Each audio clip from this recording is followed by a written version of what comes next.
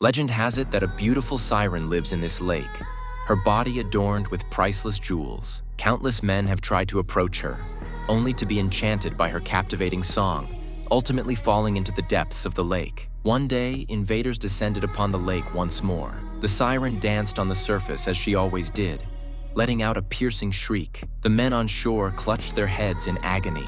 As the siren's song and dance grew faster and more frenzied, the soldiers fell under her spell, racing towards her in a mad frenzy. But they wouldn't allow anyone to get closer to the siren than themselves, so they began to slaughter each other until all of them lay dead in the lake. However, to Jibaro's confusion, one soldier remained alive on the shore. Jibaro tried to bewitch him with her voice again, but to her surprise, he turned and fled.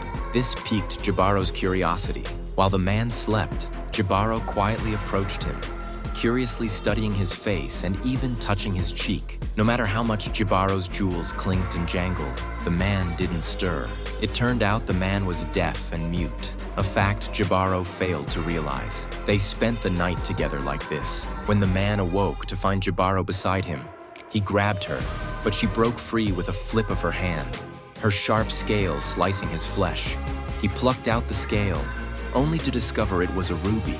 Overjoyed, the man quickly pocketed it. However, Jibaro mistook the man's covetous gaze for a look of love. Blushing, she hid behind the waterfall. The man climbed a tall tree and thrust his sword into the ground.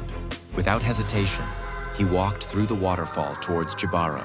Seeing he was unarmed, Jibaro let her guard down and embraced him intimately in the water. But Jibaro's body was covered not only in sharp gems, but her lips were also studded with red jewels. With one kiss, the man's mouth filled with blood. Yet even so, he didn't stop.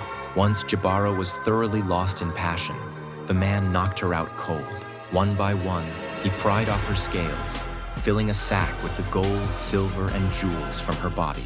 Then, coldly, he shoved Jibaro over the edge of the waterfall. Shouldering the sack of treasure, he prepared to leave, satisfied. However, Jibaro's blood began to spread through the water, slowly staining the lake red and whipping up crimson waves. The man bent down and took a sip of the bloody lake water, only to find that his hearing, lost years ago, had returned.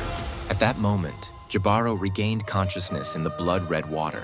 Seeing her body covered in wounds, she let out a bone-chilling scream. This time, with his hearing restored, the man could not escape Jibaro's enchantment. Helplessly, his body began to dance, drawing closer and closer to Jibaro until finally he sank to the bottom of the lake.